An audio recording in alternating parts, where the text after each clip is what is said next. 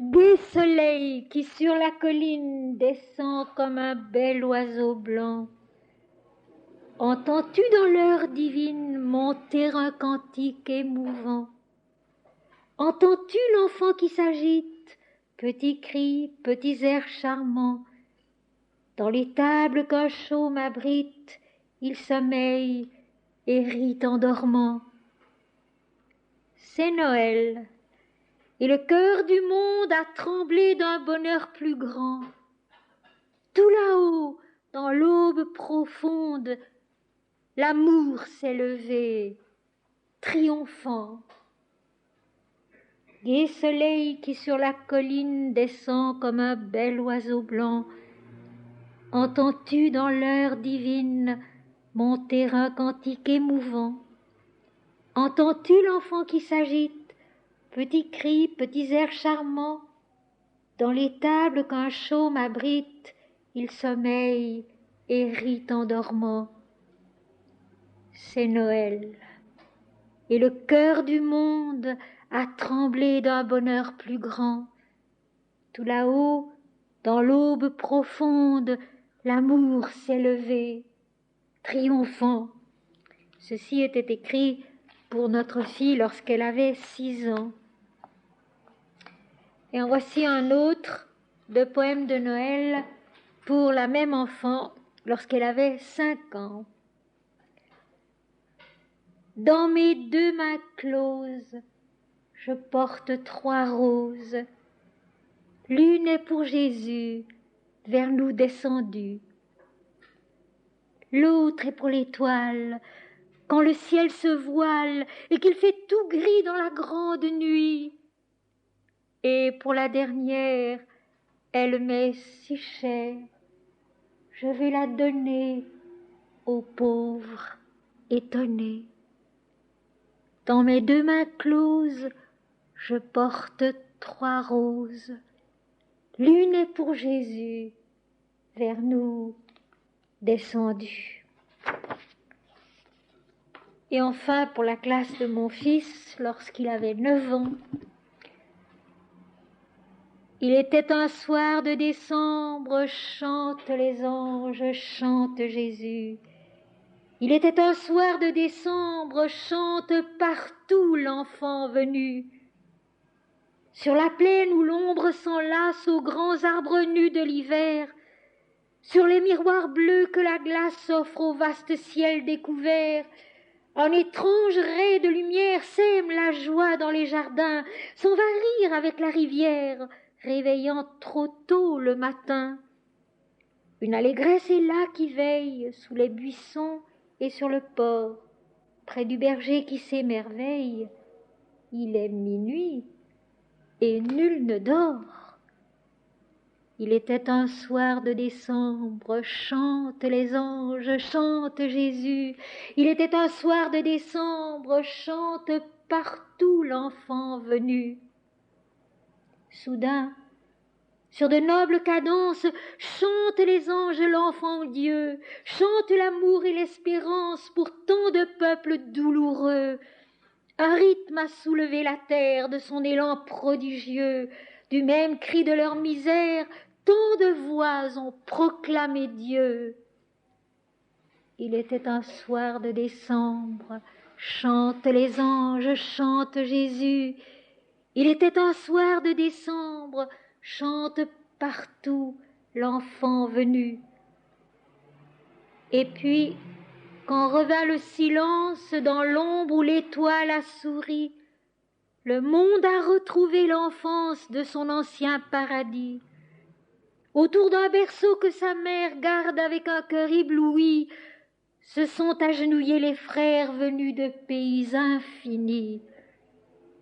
Et l'enfant qui sommeille encore sans savoir qu'il est Dieu vivant, fait au ciel une telle aurore que nul n'y verra de couchant.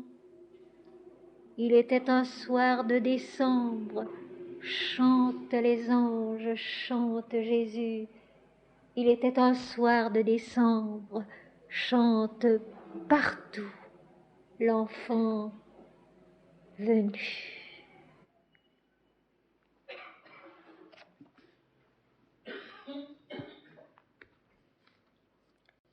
Mes amis, le bien beau titre de notre rencontre de ce soir, dont le récit se trouve au chapitre 2 de l'Évangile selon saint Luc, chapitre 2 de l'Évangile selon saint Luc, le récit de la Nativité que j'ai intitulé Noël en nous. Le récit de la Nativité que j'ai intitulé Noël en nous. Parce que Noël, c'est la naissance de Dieu en l'homme, la descente de Dieu dans l'humanité, la descente que nous attendons tous et qui doit s'accomplir en chacun de nous et en tous quand il est l'heure. Vous savez sans doute que souvent Jésus, au cours de son existence ici-bas, a répété cette phrase devant l'impatience de certains de ses disciples, de sa mère: « Mon heure n'est pas encore venue. Mon heure n'est pas encore venue. » Et puis à un moment donné, il a dit « Mon heure est venue ». Et au moment de Noël, d'une autre façon, d'une façon plus intérieure, plus secrète, plus cachée encore, son heure était là. Et Noël, c'est aussi pour nous la promesse qu'un jour, en nous, son heure soit là.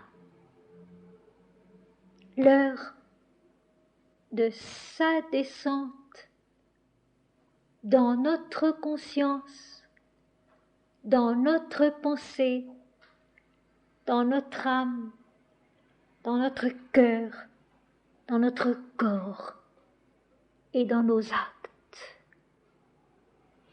Et ce n'est pas pour rien que ce chapitre 2 de l'Évangile selon saint Luc commence par ces mots « en ce temps-là ».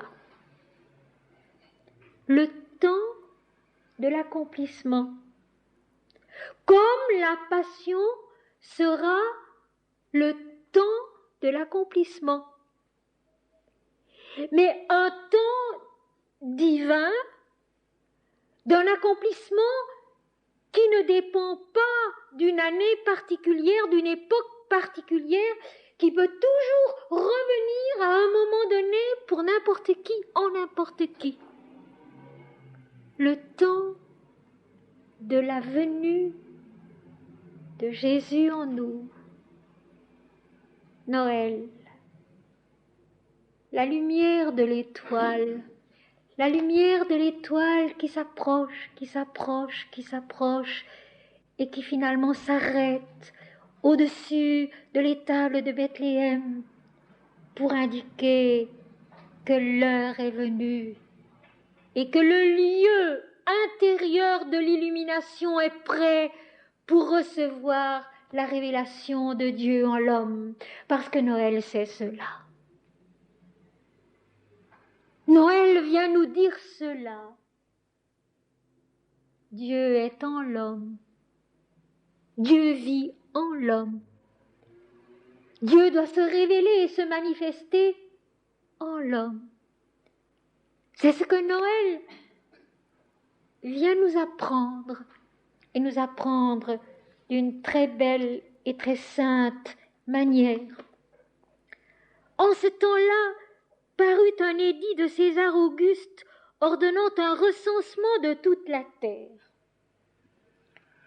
Dans l'Inde, on dit une chose qui me paraît juste. Dieu, quand il descend sur la terre pour aider les hommes, pour régénérer les hommes qui se sont égarés, pour leur apporter la fraîcheur et la puissance d'une révélation neuve, toujours la même, mais neuve, originelle, ne vient pas seul, mais il vient avec tout un entourage qui va jouer le rôle nécessaire autour de lui. Il vient avec sa famille, il vient avec ses amis, il vient avec tous les éléments qui vont jouer dans sa vie un rôle permettant la révélation qu'il apporte. Et César Auguste fait partie de cela, comme Marie et Joseph, les parents de Jésus. Et Pilate fera partie de cela, comme Judas et comme les disciples. Tous ceux qui, autour de Jésus, vont permettre sa vie ici-bas, l'accompagner, la contrarier à l'occasion, viennent avec lui. La révélation de Dieu sur la terre n'est jamais quelque chose de personnel, d'individuel, c'est toujours un ensemble, c'est toujours une totalité, une plénitude de l'humanité. Tous les éléments y sont représentés. Les parents, les frères, les sœurs, les amis, le gouverneur. En ce temps-là, parut un édit de César Auguste ordonnant un recensement de toute la terre, de tout ce qu'on connaissait de la terre à ce moment-là. Parce que ce n'était finalement qu'un tout petit morceau de la terre que nous connaissons. Alors, ces simples mots « toute la terre », c'est une totalité non pas géographique, non pas historique, mais une totalité humaine. C'est-à-dire que l'homme tout entier et tous les hommes ensemble doivent se mettre en place, doivent être en ordre, en harmonie, chacun à l'endroit et dans le rôle qui est le sien, pour que la révélation puisse se faire dans l'ordre. Je pense ici à une parole du grand compositeur Jean-Sébastien Bach qui disait « On ne peut pas créer dans le désordre ». C'est vrai, on ne peut pas créer dans le désordre. Et Dieu ne peut pas descendre en l'homme, Dieu ne peut pas descendre dans l'humanité, dans le désordre. Ainsi, il commence par mettre de l'ordre. César Auguste ordonne un recensement de toute la terre, un recensement de tous les éléments intérieurs de l'homme pour qu'ils soient chacun à leur place, avec leur force, leur équilibre, leur mouvement juste, leur rôle précis à jouer. Si nous voulons avancer spirituellement, il faut que nous soyons intérieurement en ordre. Et cela, nous le savons bien.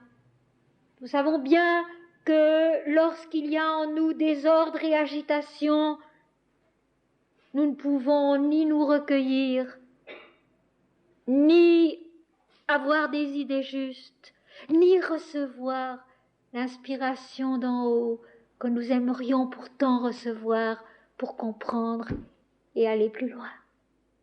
Eh bien, l'histoire de Noël nous rappelle cela.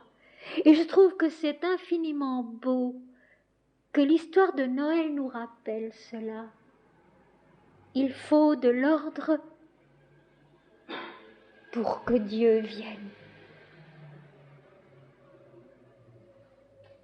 Un ordre obéissant, calme, paisible, mais de l'ordre. Donc aussi une santé de pensée, une santé dans les sentiments, une santé dans les aspirations. Il faut une harmonie, il faut de l'ordre, un recensement de toute la terre pour savoir où on en est. Ce premier recensement originel au sens de l'esprit, originel au sens divin, un ordre qui respecte ce qui était depuis toujours et ce qui était parfait depuis le commencement, eut lieu pendant que Quirinius était gouverneur de Syrie. Tous allaient se faire inscrire, chacun dans sa ville. L'obéissance des éléments concrets de la vie.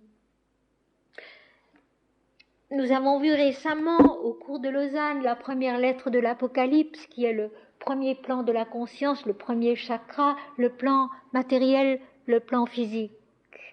Et nous avons vu que sur ce plan-là, il y a vérité. Notamment, dans cette lettre, le Seigneur dit donc à Patmos, à Jean, dans la vision de l'Apocalypse, de la révélation de Dieu en l'homme, encore une fois, parce qu'il ne s'agit que de cela, « Je sais que tu hais les menteurs, ceux qui se disent juifs et ne le sont pas. Le plan concret est vrai, il ne ment pas, il est ou il n'est pas. Le plan concret ne ment pas, il est vrai.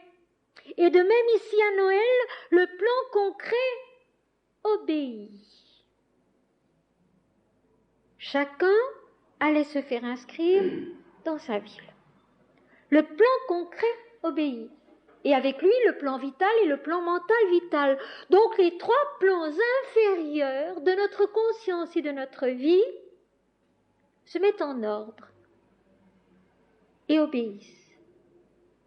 C'est bien souvent le travail du Hatha Yoga bien compris. C'est le travail de nos métiers humains quand nous les faisons de la bonne manière, simplement, sainement, consciencieusement, sans négligence, comme dit Mahananda Mahi. Les plans inférieurs de l'homme, son corps, sa vie, son intelligence mentale vitale, obéissent à la loi du recensement, à la mise en ordre, sans quoi l'existence n'est pas possible. Et si l'existence n'est pas possible, nous l'avons vu aussi à propos de la première lettre de l'Apocalypse, si l'existence n'est pas possible, tout le reste devient impossible aussi. J'ôterai ton chandelier de sa place. Si tu n'es pas fidèle à l'œuvre juste, à l'œuvre première, qui est l'œuvre de l'unité de Dieu en toi, j'ôterai ton chandelier de sa place. Donc, à ce moment-là, le plan inférieur étant supprimé, tout le reste est supprimé aussi. Il ne peut y avoir descente de Dieu en l'homme, révélation de Dieu en l'homme, que lorsque le plan concret, la base, est en ordre et obéit à ce que la vie lui demande. Tout simplement. L'ordre, la discipline, le travail juste, cette obéissance simple en une seule phrase, tous allaient se faire inscrire chacun dans sa ville. Et nous voilà déjà sur une base solide de Noël. Et Noël devient déjà autre chose. Non pas une belle histoire qui aurait eu lieu une fois, pour ne jamais se répéter depuis. Noël devient quelque chose d'actuel, une vérité d'aujourd'hui. Une mise en ordre en nous-mêmes, dans notre vie humaine, très simplement pour que l'équilibre, l'harmonie, l'ordre, la santé permettent autre chose. Et cette autre chose. C'est la merveille des merveilles. C'est le miracle des miracles, la descente de Dieu en l'homme, qui n'est pas une fois et plus jamais, mais qui a eu lieu déjà avec Krishna, né en prison, qui devait être tué dès sa naissance, et qui dès sa naissance s'est manifesté dans toute sa gloire à ses parents, dans une prison, et a ensuite été confié à une femme, Yashoda, qui s'est occupée de lui et qui a été sa mère nourricière, comme Joseph protégera Jésus et sera son père nourricier, rien d'autre, mais tout cela.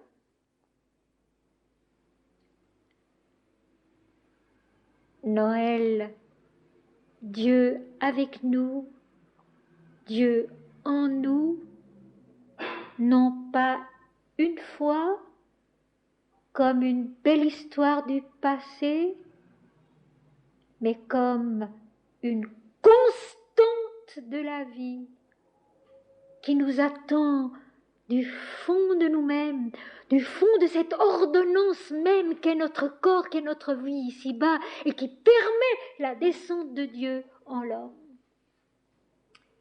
Ce que Sri Aurobindo a tellement bien compris et a tellement bien expliqué, l'aspiration, la montée de l'homme et la descente qui lui répond. Eh bien, l'aspiration, la montée de l'homme, mes amis, c'est donc avant tout l'ordre. Chacun allait se faire inscrire dans sa ville. Tous allaient se faire inscrire, chacun dans sa ville. Voilà la base, voilà le commencement. Et maintenant la suite.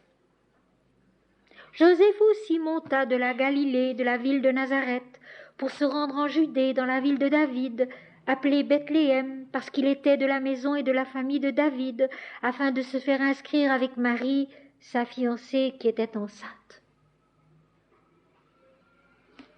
L'ordre s'établissant, le travail de la descente merveilleuse peut commencer.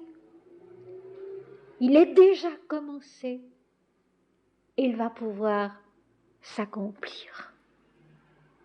Souvent, je vous dis avec l'Inde si sage, tout est en nous. Le macrocosme est dans le microcosme. Tous les personnages de la Bible sont en nous. Alors, qui est Joseph? Qui est Joseph en nous? Le patron des saints, dont la fête, le 19 mars, est une des plus grandes fêtes célébrées dans les pays catholiques et notamment en Italie. Qui est Joseph? Joseph en nous. Comme tout à l'heure, je vais poser la même question. Qui est Marie? Marie en nous. Parce que tous sont en nous, tous sont partis de nous-mêmes, tous sont éternels comme nous sommes éternels. Alors qui est Joseph? Joseph à qui l'ange vient parler. Joseph qui est informé de ce qui s'est passé avec Marie.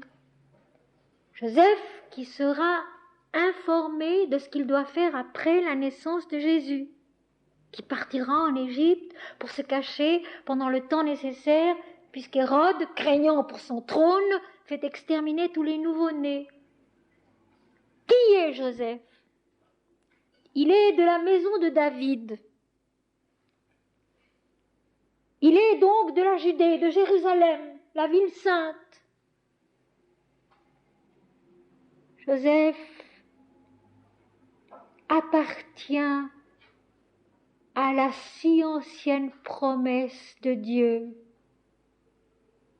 Je te donnerai le pays de Canaan, que tu habites comme un étranger, et tu l'habiteras, tu y seras chez toi, et c'est le pays où coule le lait et le miel, le pays de l'abondance, le pays de la révélation spirituelle, le pays où Dieu naîtra en l'homme. Joseph fait partie de cette descendance-là, de cette promesse-là. Il garde une loi, encore l'ordre. Il garde une loi, une promesse, une réalité, pas seulement une vérité, mais une réalité. Il est de la maison de David, de cette promesse tellement antique qu'elle remonte à Abraham. Ce pays où je naîtrai, où je viendrai, où je descendrai pour me faire connaître en l'homme. Il est en nous la piété fidèle qui sait garder la tradition juste de la loi de l'Éternel, mais qui a acquis une maturité importante. Parce qu'il y a beaucoup de sortes de piété. Et les disciples, par exemple, au moment de la Passion, montreront qu'ils sont pieux, qu'ils aiment Jésus, qu'ils l'adorent, oui, mais que leur piété encore est très ignorante et très faible et vite désemparée. Tout à l'heure, nous verrons les bergers qui sont une autre forme de piété. Mais Joseph, lui, c'est une piété qui est déjà arrivée à une certaine maturité, et à une maturité avancée, parce que l'ange lui parle. Alors, qui est l'ange? La piété, c'est aussi un élément de nous-mêmes que nous devons cultiver. Le respect de la tradition, garder les rites, garder la loi de l'Éternel, même sans les comprendre tout à fait, c'est aussi un élément de notre vie à nous.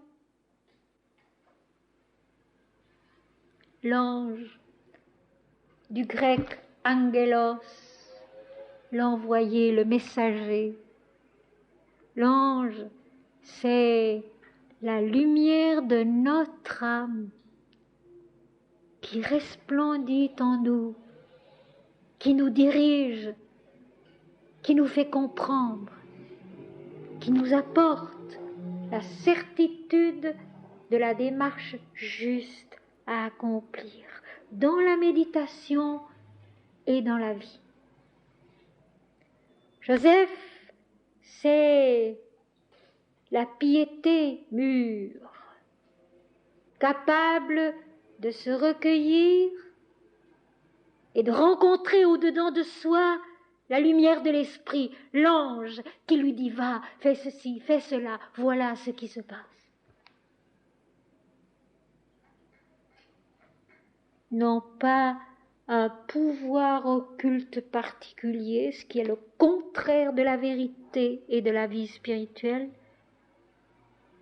mais l'authenticité de notre lumière consciente, parce que notre conscience est la lumière de l'esprit, la lumière divine, qui se lève en nous, qui devient l'ange, le messager, qui nous fait comprendre ce que nous devons faire, ce que nous devons être, ce que nous devons assumer.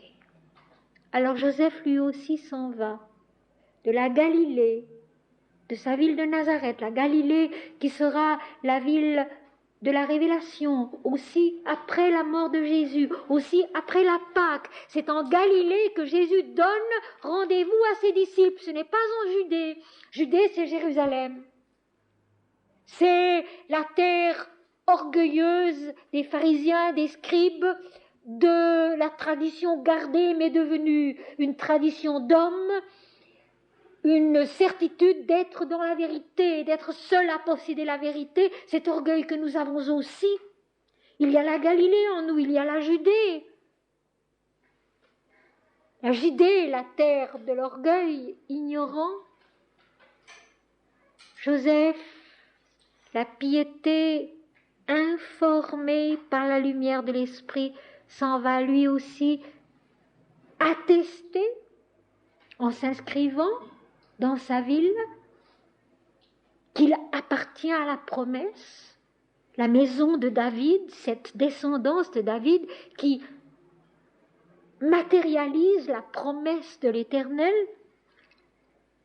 pour aller se faire inscrire à Bethléem. Bethléem veut dire la maison du pain, la maison de Dieu. Jésus dira plus tard, je suis le pain de vie. La maison du pain, la maison de Dieu. Joseph va se faire inscrire dans sa ville, qui est la ville même de la vie selon Dieu. Le pain du ciel, le pain de Dieu qui est descendu du ciel pour donner la vie au monde, dira Jésus, Jean chapitre 6. Le pain de Dieu qui est descendu du ciel pour donner la vie au monde. Donc l'origine même de la création, de la vie. Bethléem, la maison du pain, la maison de Dieu. Ce qui donne à cette petite ville où est né Jésus une ampleur qui va jusqu'à l'infini, qui va jusqu'à la profondeur de l'éternité, du commencement, du tout, de la fin. La maison du pain, la maison de Dieu, ce pain de Dieu qui est descendu du ciel pour donner la vie au monde. Voilà ce qu'en dira Jésus plus tard. Vous voyez que nous sommes loin ici d'une toute petite histoire très touchante, d'un village, d'une étable, d'un homme et d'une femme qui y arrivent. Nous sommes vraiment dans une perspective immense où chacun a sa place toujours. Et ce qui est plus beau encore, c'est que cette perspective immense, elle est la nôtre, elle est en nous depuis le commencement et à jamais. Nous aussi, nous appartenons à la descendance de la promesse. L'homme et Dieu sont un. Moi et le Père, nous sommes un. C'est ça la promesse. La promesse de la maison de David, ce n'est pas autre chose. L'homme et Dieu sont un. Voilà le vrai sens de Noël. L'homme et Dieu sont un. Alors Joseph, lui aussi, faisant ce qu'il doit faire, mais lui sait qu'il le fait pour une raison divine, pieuse. Les autres éléments qui vont s'inscrire, chacun dans sa ville, ne le savent pas. Ils obéissent à un décret extérieur. Ils jouent leur rôle sans le savoir. Ils sont partis du mystère de Noël sans le savoir. Mais Joseph sait. Joseph sait où il va. Joseph sait ce qu'il va faire et pourquoi il va le faire. Il ne sait pas la suite. Il sera instruit plus tard par l'ange de s'en aller en Égypte et puis ensuite de revenir à Nazareth. Mais pour le moment, en allant s'inscrire à Bethléem, il sait ce qu'il fait. Il faut que l'enfant que porte sa femme, sa fiancée, naisse à Bethléem, la maison du pain, la maison de Dieu, la ville de la promesse millénaire de l'Éternel envers son peuple, qui est l'humanité tout entière. Parce qu'il était de la maison et de la famille de David, afin de se faire inscrire, donc d'attester qu'il est de cette famille-là, avec Marie, sa fiancée, qui était enceinte de Dieu. C'est moi qui ajoute de Dieu, ce n'est pas dans le texte. Alors, comme tout à l'heure, j'ai demandé qui est Joseph. Qui est Joseph en nous? Maintenant, je demande qui est Marie en nous. Parce que Marie, mère de Dieu, est en nous aussi. Marie, c'est notre conscience à son sommet lumineux, pure de tout égoïsme et de tout orgueil, de toute idée d'importance personnelle, profondément pieuse et donnée à Dieu, et par conséquent capable de concevoir Dieu, non pas seulement un esprit, mais totalement. Marie, c'est le sommet de notre conscience, pure de tout égoïsme et de tout orgueil, pieuse profondément, donnée à Dieu totalement, et par conséquent capable de concevoir Dieu dans sa nature totale. La Bhagavad Gita explique que nous adorons Dieu et nous servons Dieu selon l'idée que nous nous faisons de lui avec notre intelligence mentale. Mais connaître Dieu dans sa nature à lui, c'est encore autre chose. La nature du divin, c'est la lumière, l'éclatante lumière de l'esprit, la blancheur parfaite, immaculée de la vie, l'océan indifférencié et immaculé de la vision parfaite qui n'est pas une négation de l'univers, mais un accomplissement de l'univers dans sa plénitude pure. Alors Marie, c'est cette conscience pure de tout égoïsme et de tout orgueil, donnée à Dieu totalement et capable de concevoir Dieu dans sa nature propre et de le transmettre aux hommes.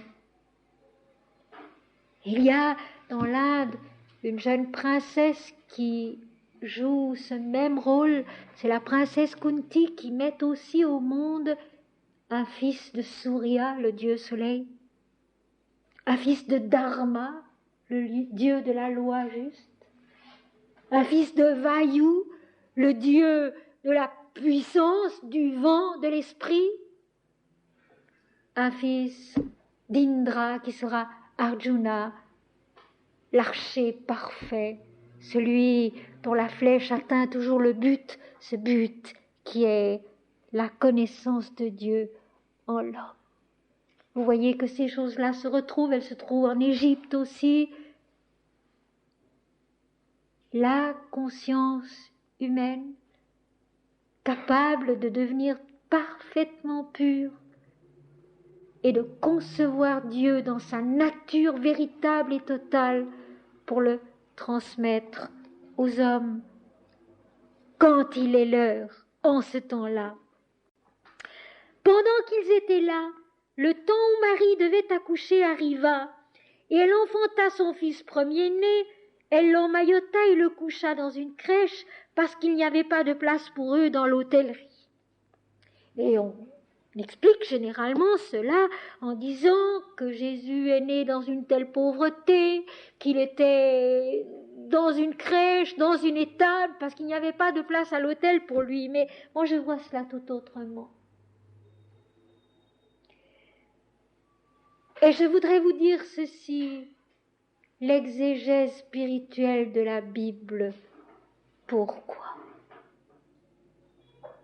Pourquoi essayer de comprendre les textes le plus possible selon l'esprit? Eh bien, parce que les textes sont nés de l'esprit, animés de l'esprit, et que si on veut les comprendre un peu, il faut tout au moins essayer de s'élever à eux comme Marie, avec une conscience si possible pure d'égoïsme et d'orgueil, pour en comprendre un peu le sens divin.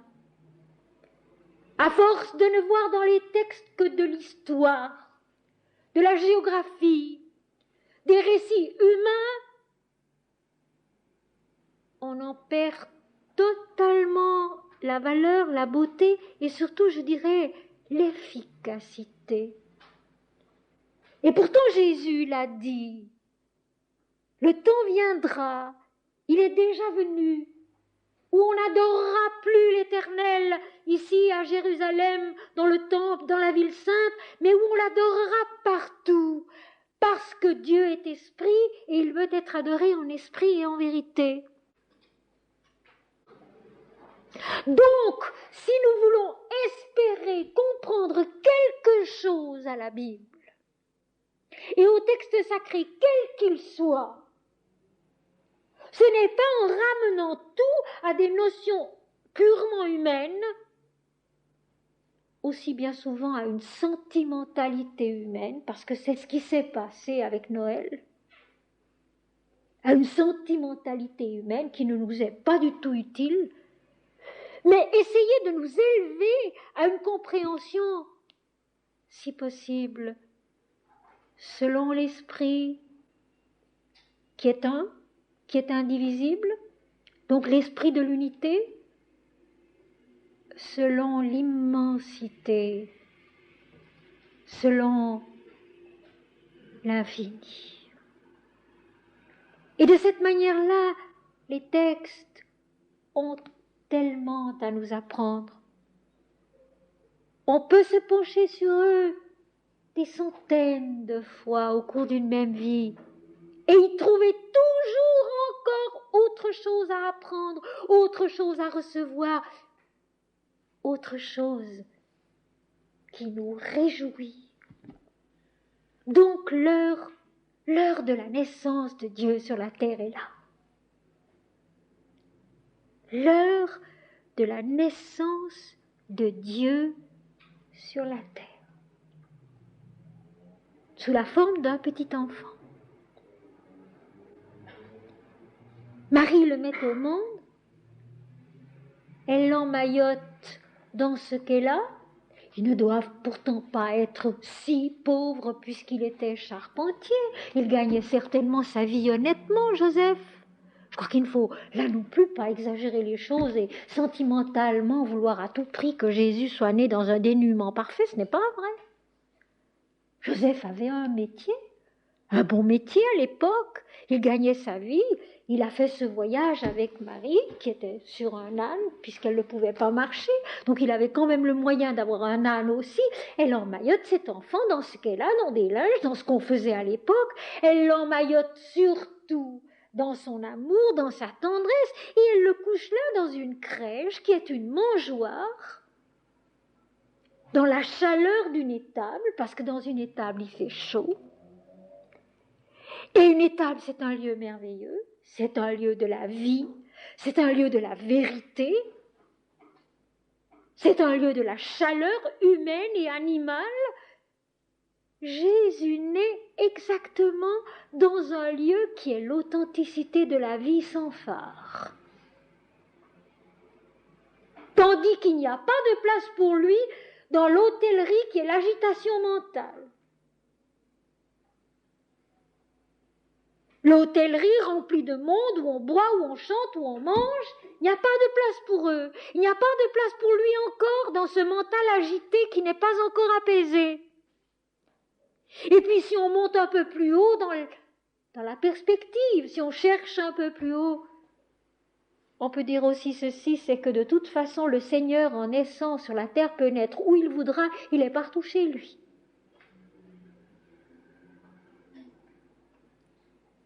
Il est né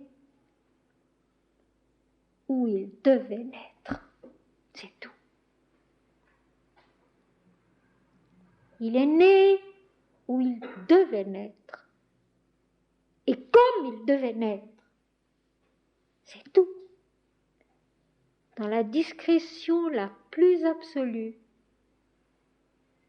dans la simplicité parfaite, dans la vérité nue de la vie, une crèche, une mangeoire. Les amis, lorsque le Seigneur naît en nous, il en va de même. Ça ne fait pas de bruit. Ça ne se fait pas sur la place publique ou dans une maison importante remplie de monde qui s'agite. Ça se fait dans le silence, dans le secret, dans l'humilité, dans la beauté parfaite d'une naissance pure. La sentimentalité là-dedans n'a rien à voir. Et d'ailleurs, Jésus n'est pas sentimental, jamais. Et quand on croit le suivre et le servir et faire ses œuvres en étant pleurnichard et sentimental, c'est faux. Jésus est né où il devait et comme il devait. Dans le secret, dans la discrétion, de la piété de sa mère et de la piété de son père. Dieu en l'homme. Dieu au milieu des hommes. Comme Jésus marchant plus tard dans l'Apocalypse au milieu des 7 chandeliers. C'est la même chose. Il est venu marcher au milieu des hommes, montrer que Dieu est en l'homme, mais en réalité, sa vraie place, c'est toujours en l'homme. Dieu en l'homme. Il y avait dans cette même contrée des bergers qui passaient dans les champs les veilles de la nuit pour garder leurs troupeaux. Nous avons vu Joseph, nous avons vu César Auguste, nous avons vu tous ces gens qui vont se faire inscrire, qui sont tous nous-mêmes, des parties de nous-mêmes. Nous avons vu Marie, nous avons vu l'étable de Bethléem, la maison du pain, la maison de Dieu où naît Jésus, dans la discrétion, dans le secret, dans le mystère, parce qu'il y a un mystère à Noël, et ce mystère, il sera éclairci à la fin du récit. Loin de l'agitation mentale qui, pour le moment, fait son petit travail dans son coin, mais reste en dehors du mystère de Noël. Et nous retournons à la vie vraie, la vie simple, la vie saine, les bergers, dans cette même contrée, qui passaient dans les champs les veillées de la nuit pour garder leurs troupeaux. Et vous savez, quand on connaît un peu les textes, on est émerveillé de l'identité entre eux. Quand Kunti met au monde le fils de Surya, c'est aussi dans la région et de la région de la même contrée que viennent tous ceux qui vont acclamer la naissance du Fils divin. Cette joie qui devient générale, qui devient commune, qui devient universelle. Mais c'est aussi toujours des gens simples, des bergers, des travailleurs des champs. Ce qui sonne vrai, ce qui sonne juste, ce qui fait partie de la vie comme elle est, la nécessité de manger, de dormir, de boire, de marcher pour devenir vigoureux, parce que les troupeaux ont besoin de marcher pour être vigoureux, ils ont besoin de dormir, ils ont besoin de manger, ils ont besoin de boire, ils ont besoin d'être gardés, d'être aimés par leurs bergers, parce que les troupeaux ont besoin de se sentir aimés par le chien et par les bergers.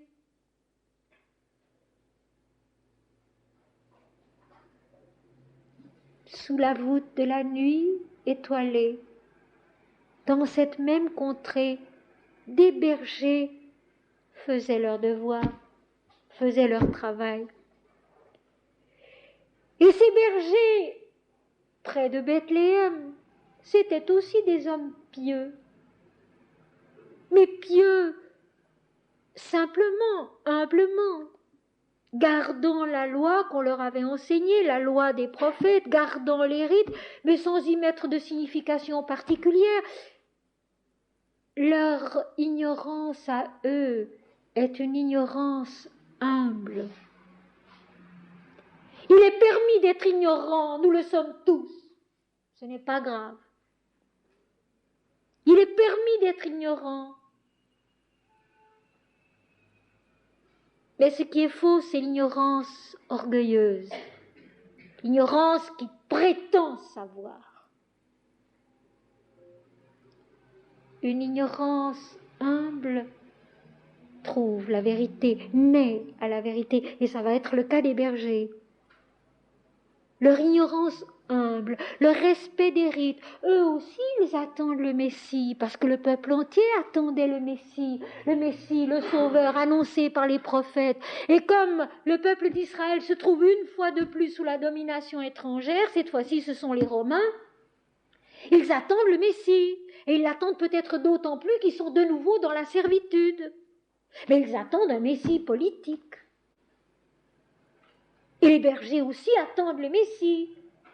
Mais ils récitent leurs prières, le peuple hébreu étant un peuple très pieux, ils récitent leurs prières, ils gardent leurs troupeaux dans la nuit, ils nourrissent, ils soignent, ils respectent la vie, ils vivent dans la vie saine et simple, et ils veillent dans la nuit bien sûr, mais aussi la nuit de leur ignorance. Ils sont nous aussi. Ils sont notre piété, notre bonne volonté, notre foi, qui ne sait pas grand-chose, qui avance dans la nuit, mais qui croit en Dieu et qui chante Dieu, sans même se dire qu'un jour elle en saura davantage. Sans même se dire qu'un jour elle en saura davantage. Et ces bergers, il faut bien le comprendre et se le représenter. Ce sont des hommes qui nourrissent la vie, qui permettent la vie, qui respectent la vie, qui soignent la vie, qui aiment la vie, qui ont donc une piété saine et simple, et qui attendent eux aussi un sauveur, mais un sauveur dont ils ne savent absolument pas quel il sera et ce qu'il sera. Et voici, leur humilité, leur ignorance humble reçoit une réponse. Un ange du Seigneur leur apparut, et la gloire du Seigneur resplendit autour d'eux. L'ange, encore une fois, Angelos, le messager. Et je voudrais m'arrêter ici un moment parce que c'est important. La prière toute simple, sans beaucoup de savoir, sans beaucoup de compréhension, mais fidèle et faite de bon cœur, je dirais simplement faite de bon cœur, rencontre l'ange un jour. C'est même ainsi que cela commence. Priez régulièrement, priez simplement, mais de bon cœur, parce que maman vous l'a appris, parce que papa vous l'a appris, parce que c'est l'habitude, parce qu'il y a des textes qui nous disent que c'est vrai, que ces textes on peut les croire.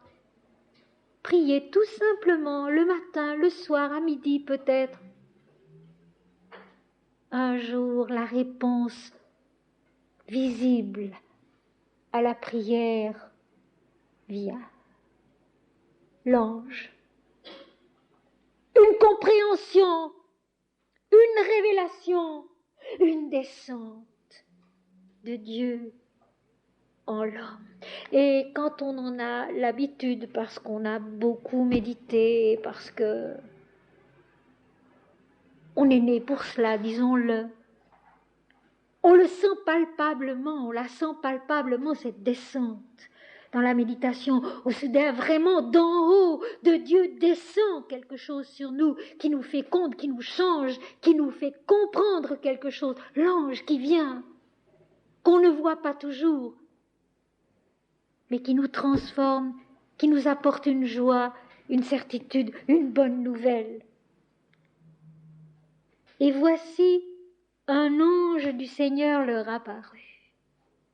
De leur prière rituelle humble jaillit soudain une révélation. Ils voient, ils comprennent quelque chose. Et la gloire du Seigneur resplendit autour d'eux. Ils sont soudain dans la lumière, intérieurement.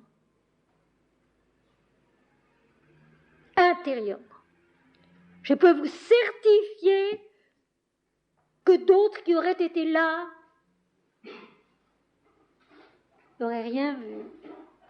C'est en eux que la lumière soudain a jailli. C'est en eux que la compréhension soudain a jailli. L'ange, la gloire du Seigneur, Ils sont saisis.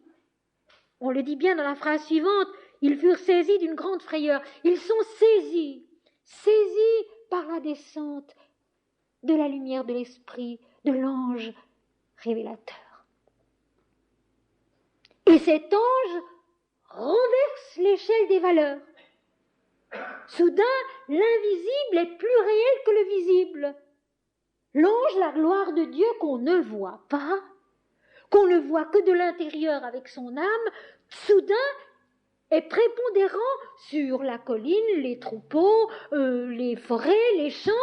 L'intérieur, l'invisible est plus réel que le visible, l'apparent, l'extérieur. Un renversement des valeurs qui bouleverse et qui leur donne une grande frayeur. Parce que le bouleversement est radical, total. Et dans la méditation, c'est exactement la même chose. Soudain, ce n'est plus pareil. Soudain, l'humain, le physique, le vital, le mental inférieur, le mental lui-même, change, passe à l'arrière-plan, et l'invisible est plus réel, plus puissant que le visible. Il remplit tout l'espace de la vision, il remplit tout le champ d'audition de la vision. Mais quand la vision est vraie, quand la vision est juste, l'ange leur dit ne craignez point. Elle apporte ce moment de frayeur devant le renversement des valeurs, et puis aussitôt après, la paix. La paix qui surpasse toute intelligence. Ne craignez point. Combien de fois Jésus le dira à ses disciples aussi, n'ayez pas peur, ne craignez point, c'est moi. L'ange leur dit, ne craignez point. Donc, aussitôt, après le bouleversement intérieur de la vision, de la lumière de l'ange, de la gloire de Dieu, qui terrasse la conscience de l'homme, vient le ne craignez point, c'est-à-dire l'apaisement, la confiance. La confiance. L'homme est disposé à recevoir quelque chose qu'il n'attendait pas, quelque chose qu'il ne pouvait pas prévoir, quelque chose qui lui est totalement inconnu et qu'il va reconnaître et qu'il va comprendre tout de suite parce que cela vient du fond de sa propre authenticité. Ne craignez point, car je vous annonce une bonne nouvelle. Évangile veut dire la bonne nouvelle, euangelion, qui sera pour tout le peuple le sujet d'une grande joie. Exactement, mes amis, mais exactement ce qui se passe dans une méditation qui devient une extase. Le renversement des valeurs, l'intériorisation complète, la gloire de Dieu, l'ange, un état, pas forcément une vision, pas forcément de la lumière, c'est pour chacun différent, mais un état intérieur où soudain l'homme est prêt à recevoir quelque chose qu'il n'attendait pas, qu'il ne connaît pas, et qui va être pour lui une bonne nouvelle, cause pour tout le peuple, c'est-à-dire pour l'être entier, d'une grande joie.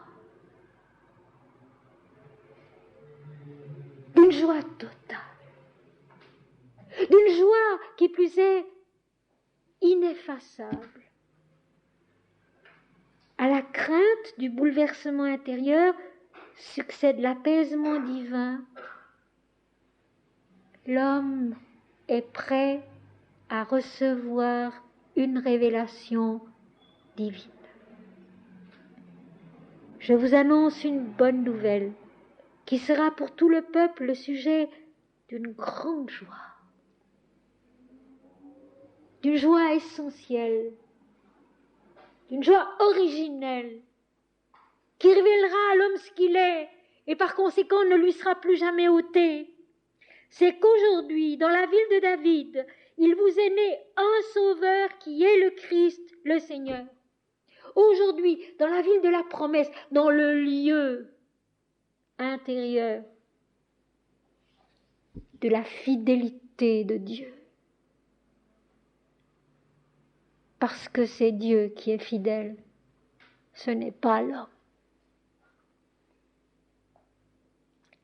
La ville de David, la ville de la promesse, le lieu intérieur de la fidélité de Dieu en l'homme. Vous êtes né, écoutez bien, un sauveur. Donc, ici, le particulier, le personnel. Sauveur, Jésus veut dire le sauveur. Jésus, c'est un nom commun qui veut dire le sauveur. Vous êtes né un sauveur. Donc, un sauveur particulier, un Dieu que vous pourrez adorer, suivre, aimer, auquel vous pourrez obéir, que vous pourrez servir, un sauveur particulier. Mais ce sauveur, il est en même temps le Christ, le premier-né, parce que Jésus est toujours le premier-né. Christos en grec veut dire le choisi, loin. Donc l'unique, le seul, le premier, celui dont l'apôtre Paul dira, il est le premier-né de toute la création. Le premier, la première différenciation de l'absolu. Christos, le choisi, l'unique, le premier, le dernier aussi, le seul en nous tous et en tous les avatars que la terre peut avoir connus. Et puis enfin, le Seigneur, donc Dieu, l'Éternel. Vous voyez que dans l'Évangile selon saint Luc, dans le récit même de Noël, la dimension totale du Christ nous est donnée, cette dimension qui dépasse infiniment celle d'un homme particulier. Et avoir fait du Christ l'unique au sens restreint que nous lui avons donné, c'est une erreur colossale qui fait que le monde ne s'en sort pas. On a sombré au nom du Christ dans le culte de la personne, de l'individuel, de l'unique au sens exclusif, alors qu'il est un sauveur, le premier, le Christ, l'unique, mais l'éternel Dieu. Et Jésus l'a pourtant dit lui-même. Ceci se trouve dans l'Évangile selon saint Matthieu au chapitre 12, versets 31 et suivants. Tout péché et tout blasphème sera pardonné à l'homme. L'ignorance est permise, l'erreur est pardonnable. Tout blasphème contre le Fils de l'homme sera pardonné. Donc, le Fils de l'homme, Jésus-Christ, n'est pas en soi la vérité. Il est l'image, le visage, un visage, une image de la vérité. Mais le blasphème contre l'esprit ne sera pardonné ni dans ce siècle, ni dans le siècle à venir. Donc, le blasphème contre la vie qui est l'éternel Dieu est impardonnable parce qu'il nous détruit. Renier l'esprit, c'est renier la vie. Renier l'éternel en Jésus, c'est détruire Jésus en nous. La bonne nouvelle, l'évangile éternel dont parlera l'Apocalypse au chapitre 14, verset 6, si je ne me trompe pas. Un évangile éternel qu'un ange qui traverse le ciel tient dans sa main droite. Un évangile, la bonne nouvelle éternelle pour toute tribu, tout peuple, toute langue, tout pays. Aujourd'hui, dans la ville de David, vous est né un sauveur qui est le Christ, le premier-né, l'unique, en chacun et en tous, le Seigneur, l'éternel Dieu. Demandez-vous, dans le fond de vous-même, qui est Jésus? Jésus est l'Éternel Dieu. L'Éternel Dieu dont l'Ancien Testament déjà disait « l'Éternel qui est un et indivisible ». Et Ramakrishna au siècle dernier ajoutera « il est un seul et toujours le même sous tous les noms qu'il se donne ici-bas pour se faire connaître, pour se faire aimer. Un seul et le même. Tout est un, tout est Dieu, l'âme unique qui est tout. Eh bien, ça se trouve dans le récit de Noël. Ce récit de Noël que désormais nous intériorisons, tout en lui laissant son authenticité matérielle et historique aussi. Pourquoi en discuter? Pourquoi y toucher? C'est une chose, c'est un fait bien. Mais ce n'est pas la seule signification. Et surtout, ce n'est pas la plus vraie, la plus belle, la plus efficace. Parce que Dieu, en descendant sur la terre, le fait pour être efficace. Aujourd'hui, dans la ville de David, il vous est né un sauveur qui est le Christ, le Seigneur. Et voici à quel signe vous le reconnaîtrez. Vous trouverez un enfant emmailloté et couché dans une crèche. Vous trouverez un enfant couché dans la simple vérité de la vie. Et la vérité de la vie, c'est manger, dormir, grandir. Et puis à partir de là, être capable de se développer intérieurement et de monter jusqu'à cet état de Joseph et de Marie, la conscience pure de tout égoïsme et de tout orgueil, donnée à Dieu dans la joie et l'amour, capable de concevoir Dieu et de le transmettre au monde. Et soudain, il se joignit à l'ange une multitude de l'armée céleste, louant Dieu et disant, vous savez, là, il me semble lire un passage du Mahabharata ou de la Bhagavad Gita ou des Védas. Soudain, au paroxysme de la révélation, de l'extase, tous les dieux sont là, tous les anges sont là, toute la gloire et la lumière de l'esprit est là. La joie immense, la lumière insondable, la compréhension presque palpable de la vérité. Et soudain, il se joignit à l'ange une multitude de l'armée céleste, louant Dieu et disant, une révélation intérieure, mes amis, à un moment donné, devient toujours foule, multitude, immensité, innombrable, c'est vrai. Il y a le moment où il n'y a qu'une seule présence. Et puis soudain, c'est tout, sans limite et sans exclusion, où rien n'est détruit, mais où tout est transfiguré. Rappelons-nous, monter à Dieu, réaliser Dieu, pour employer ce terme, ce n'est pas détruire, ce n'est pas supprimer, c'est accomplir dans la plénitude. Tout est là. Et tout est Dieu. Une multitude de l'armée céleste louant Dieu et disant « Gloire à Dieu dans les lieux très hauts et paix sur la terre parmi les hommes qui l'agréent. Gloire à Dieu dans les lieux très hauts, tout en haut de la conscience, de la compréhension, de l'âme, de l'esprit. » Et par conséquent, paix sur la terre. Paix sur la terre. Quelle leçon pour nous. Gloire à Dieu tout en haut, dans l'esprit, et par conséquent, paix sur la terre. Parmi les hommes qui l'agréent, le verbe grec employé eudokeo, qui veut dire être satisfait, être content.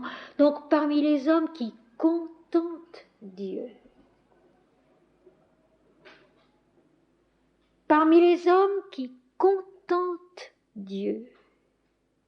en qui Dieu est satisfait, comme il va être satisfait en Jésus. Ceci sera dit dans l'Évangile selon saint Matthieu au chapitre 3, verset 17. Celui-ci est mon Fils bien-aimé en lequel je suis satisfait. Alors, sur le plan pratique, posons-nous la question. Est-ce que nous contentons Dieu quand nous sommes grossiers, grognons, mécontents, violents, médisants, critiquants, jamais satisfaits? Est-ce que nous contentons Dieu? Il faut les deux éléments. Chanter la louange et la gloire de Dieu tout en haut, ne jamais se plaindre. Et en bas, semer la paix. D'abord en soi-même. D'abord semer, créer la paix en soi-même. Heureux ceux qui procurent la paix, dira Jésus, car ils seront appelés fils de Dieu. Alors, recherchez, oui, la gloire, la louange, la lumière de l'Éternel, mais en bas, enfantez la paix, d'abord en soi-même.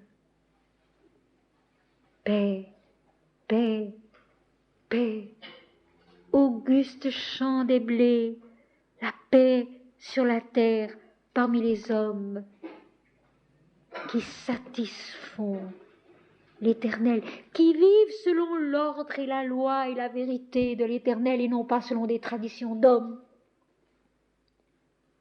Et puis soudain, sans transition, lorsque les anges les eurent quittés pour retourner au ciel, ça c'est important. La révélation, la vision retourne là d'où elle est venue.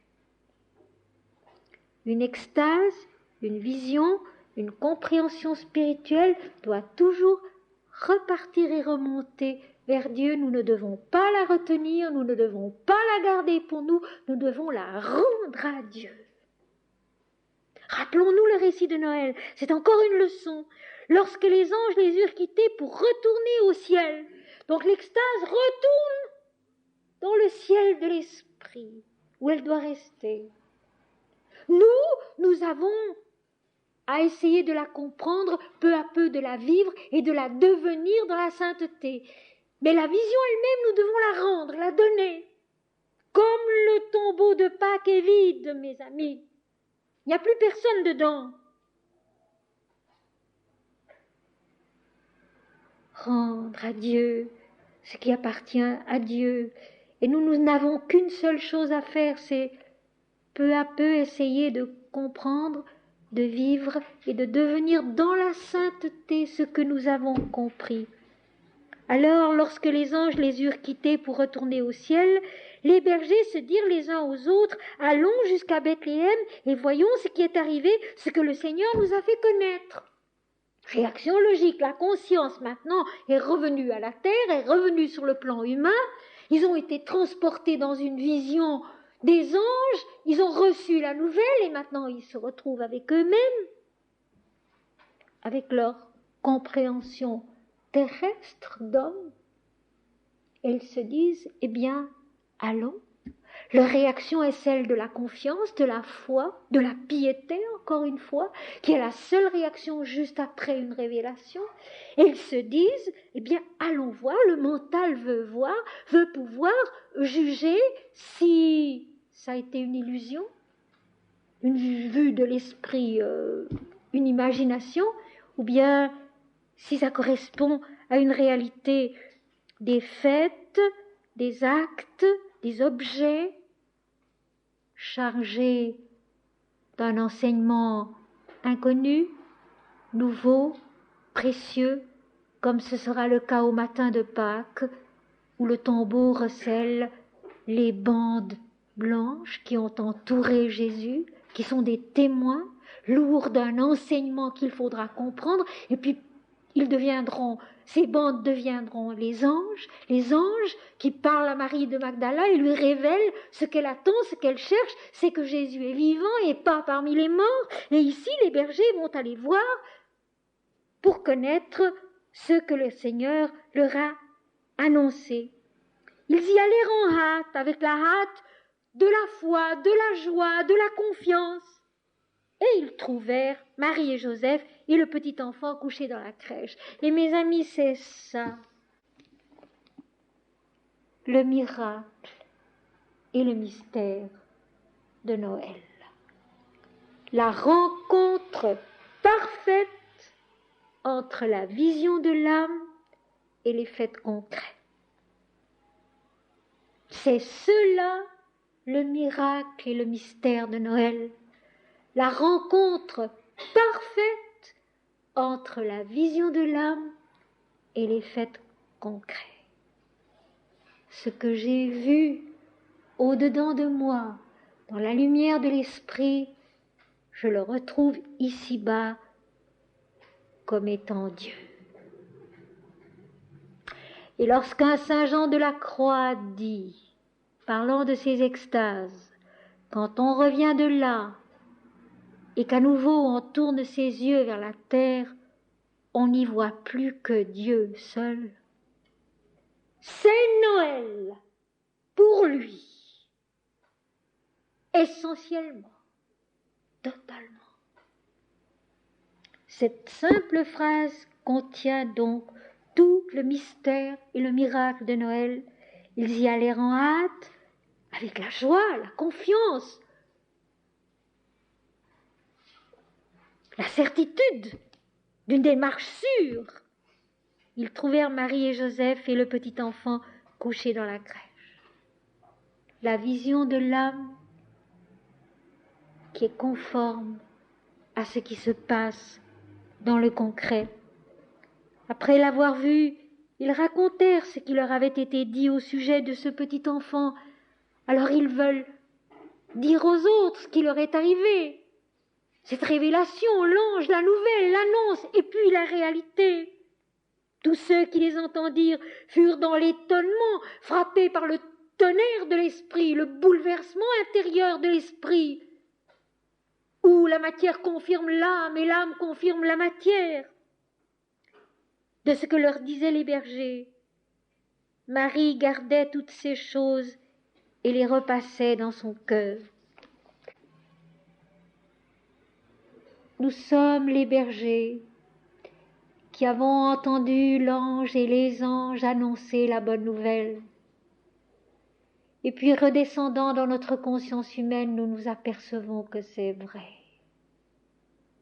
que Dieu est là, en nous, et que tout se passe bien, comme il nous a été dit plus haut. Et puis nous en informant les différentes parties de notre être, de notre vie, qui s'étonnent, qui se réjouissent,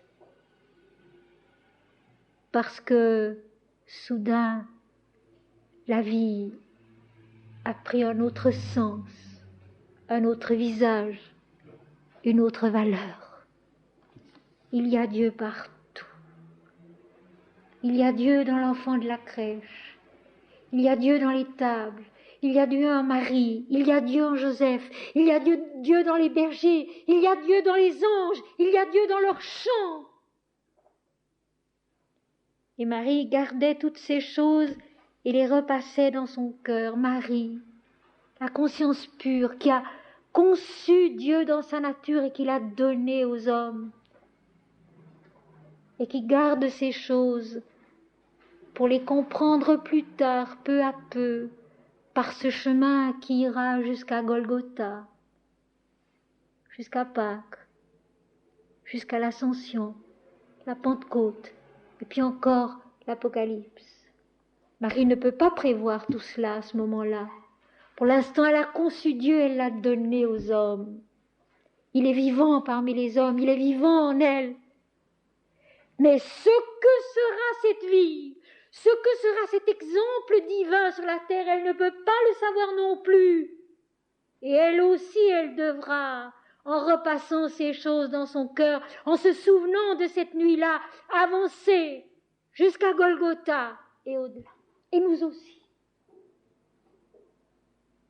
Golgotha, le triomphe de l'esprit dans l'incarnation, la fin du règne du moi-je, la reconnaissance que tout est Dieu, que tout est esprit, et que nous sommes, nous, tout entiers, corps et âme, la lumière de l'esprit. Il faudra tout cela pour ne pas même le comprendre bien encore. Et les bergers s'en retournèrent, glorifiant et louant Dieu pour tout ce qu'ils avaient entendu et vu, et qui était conforme à ce qui leur avait été annoncé. Ils font ce qui est juste. Ils sont la piété toute humble qui ne se pose pas de questions mais qui agit juste. Faisons comme eux. Après une belle méditation, après une belle prière, un recueillement où il y a eu contact entre l'ange et nous, entre l'esprit et nous, quand nous revenons à nous-mêmes, à l'homme, à la femme que nous sommes, nous n'avons qu'une seule chose à faire: louer Dieu et le glorifier, l'adorer et le servir.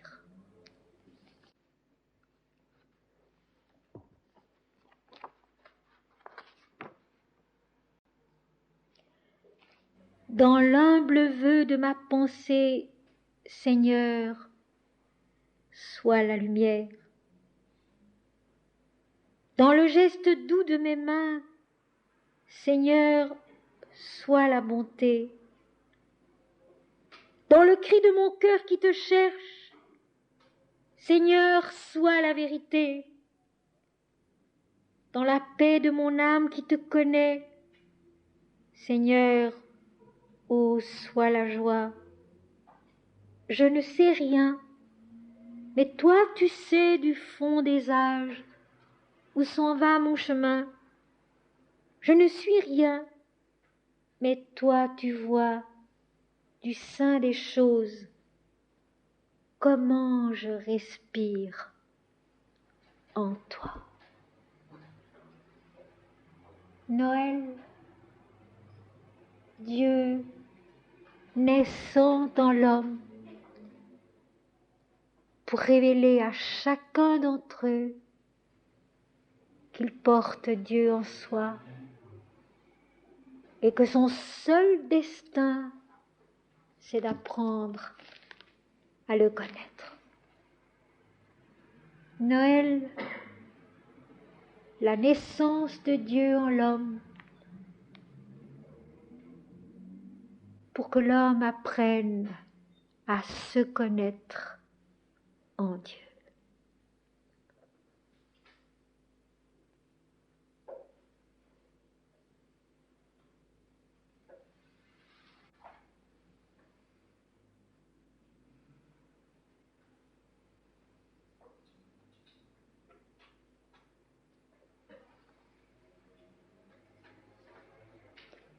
Il était un soir de décembre, chantent les anges, chante Jésus. Il était un soir de décembre, chante partout l'enfant venu.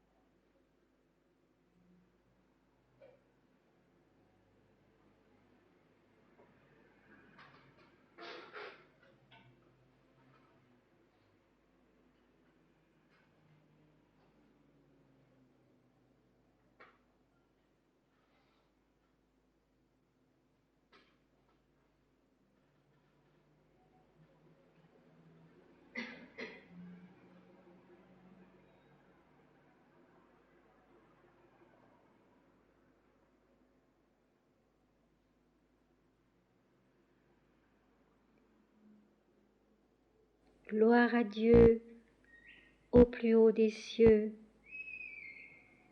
et paix sur la terre parmi les hommes de bonne volonté.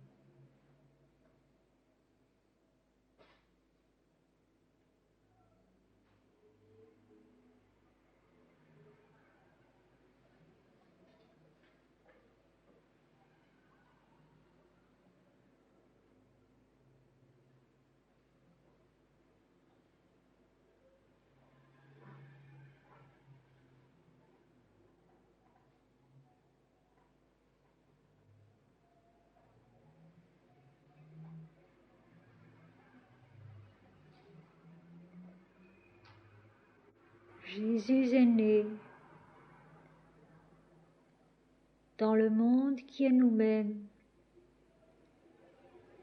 Jésus est né en nous pour nous révéler que Dieu est en l'homme, que Jésus est nous-mêmes, que la vérité est toute simple, que tout est un et tout est Dieu.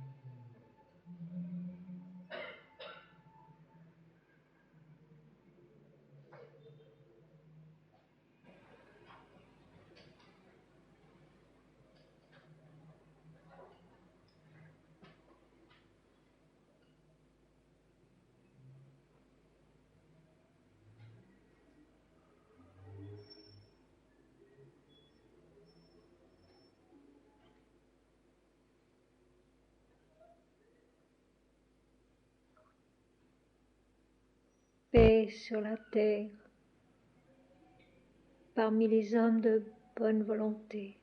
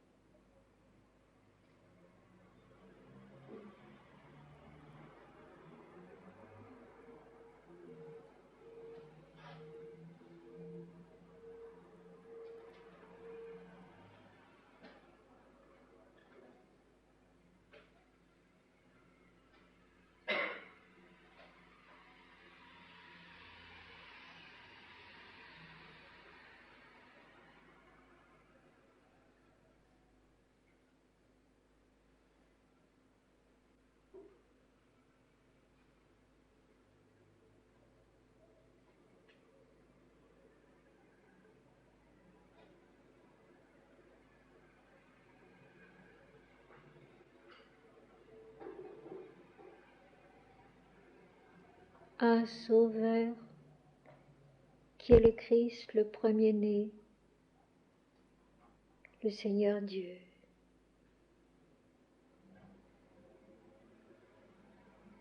En nous, au commencement de nous-mêmes, tout en haut de nous-mêmes, dans l'accomplissement de nous-mêmes.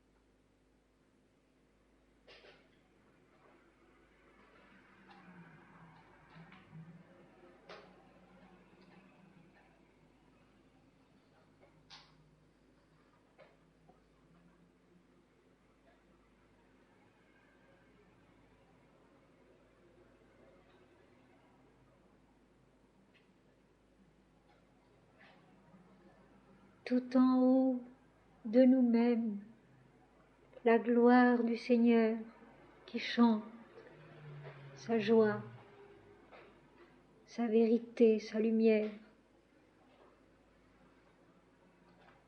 Et en bas sur la terre,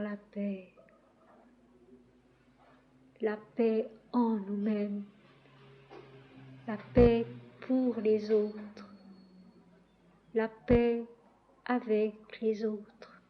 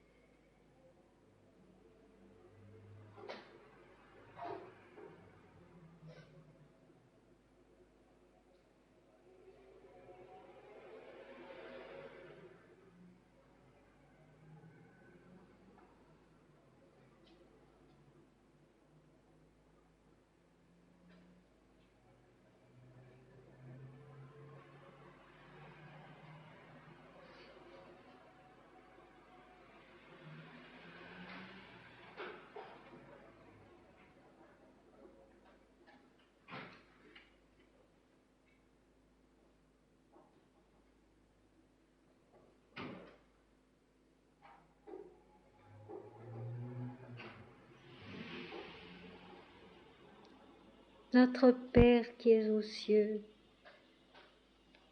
que ton nom soit sanctifié, que ton règne vienne, que ta volonté soit faite sur la terre comme au ciel. Donne-nous aujourd'hui notre pain quotidien. Pardonne-nous nos fautes, comme nous les pardonnons à ceux qui nous ont offensés. Ne nous laisse pas tomber dans la tentation, mais délivre-nous du mal,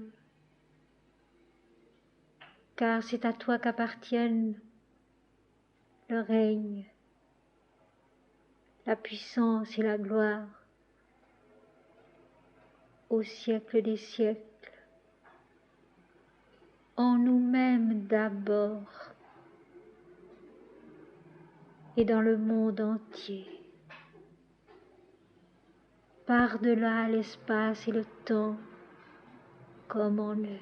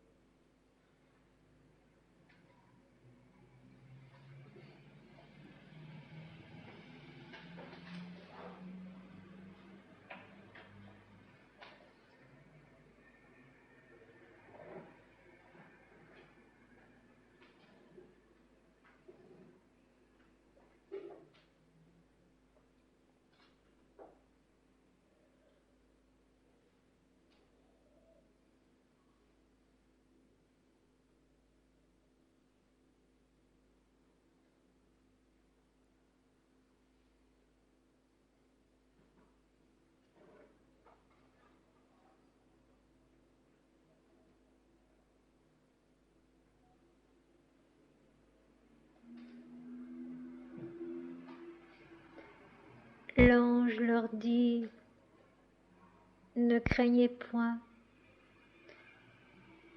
car je vous annonce une bonne nouvelle, qui sera pour tout le peuple le sujet d'une grande joie. Aujourd'hui, dans la ville de David, il vous est né un Sauveur, qui est le Christ, le Seigneur, l'Éternel Dieu.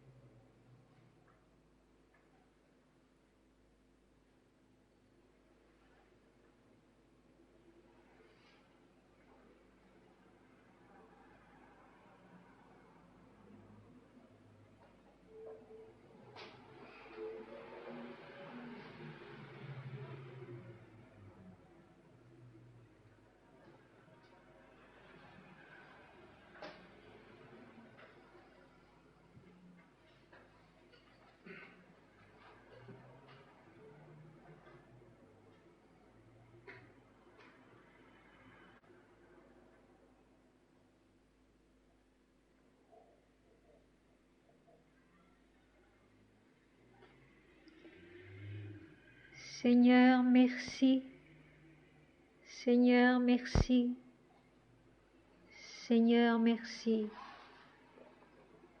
Non pas moi, Seigneur, mais toi. Non pas moi, Seigneur, mais toi. Non pas moi, Seigneur, mais toi. Toi et toi seul.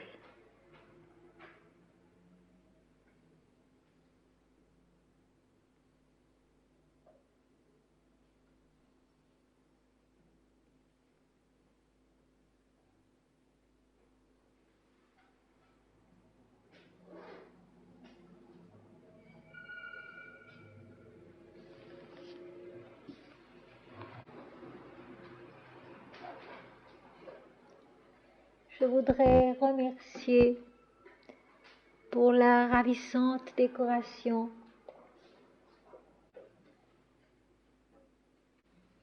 un nouveau livre est né. Il s'appelle Le Voilier rouge et il est suivi des vitraux du Saint-Portique dont je veux, pour terminer ce soir, vous lire 2 poèmes tirés du vitrail de l'oraison.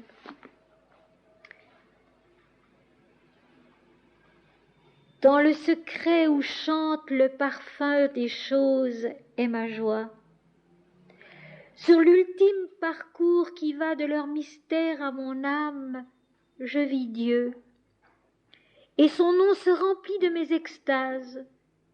Son nom les contenait avant ma vie, et ma vie ne le grandit pas, mais le découvre seulement après tant d'autres qui l'aimèrent. Qu'il soit loué celui dont le nom porte aussi l'humanité. Je suis la feuille au vent morte qui s'éparpille. Dans le sein de la terre où je retourne est la nuit, cette face opaque des choses. Sur le tombeau des feuilles s'agenouille mon âme et prie. Et ma chair a compris son message et sa loi. Qu'il soit loué celui dont le nom porte aussi l'humanité. Ô Seigneur, à tes pieds une chose, assez d'amour pour être toi, assez de joie pour être toi, et de beauté pour être toi, assez de vérité pour être toi. Je te vois, je t'écoute, comme un serment dans mon silence, comme un essaim d'amour s'abattant sur mon front. Et tes paroles sont le nectar de ma foi. Le seuil du porche est en prière, et j'y verse les eaux bues à ta source avec le vase de ma peine. Et j'y verse les eaux toutes bues à ta source comme une offrande à tes pieds d'or. Il n'y a qu'un chant sous le porche, un seul hymne sacré offert à ta grandeur. Et je voudrais être plus pure, car le tumulte de ma voix assourdit mes oreilles. Tu m'as donné d'ouïr pour que je m'attarde à ton chant, et le chant de mon cœur m'inquiète bien plus. J'irai m'asseoir encore au bord clair de ta source, et quand parlera le silence avec ma voix, je saurai que ma lèvre n'a remué que de ta bouche, et que c'est toi seul qui parlais. J'irai m'asseoir encore au bord clair de ta source, et quand parlera le silence avec ma voix, je saurai que ma lèvre n'a remué que de ta bouche, et que c'est toi seul qui parlais. Mes amis, pensons-y.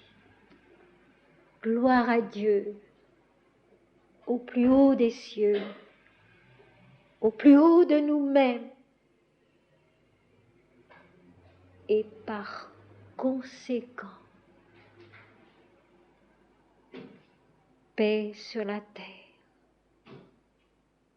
paix en nous-mêmes,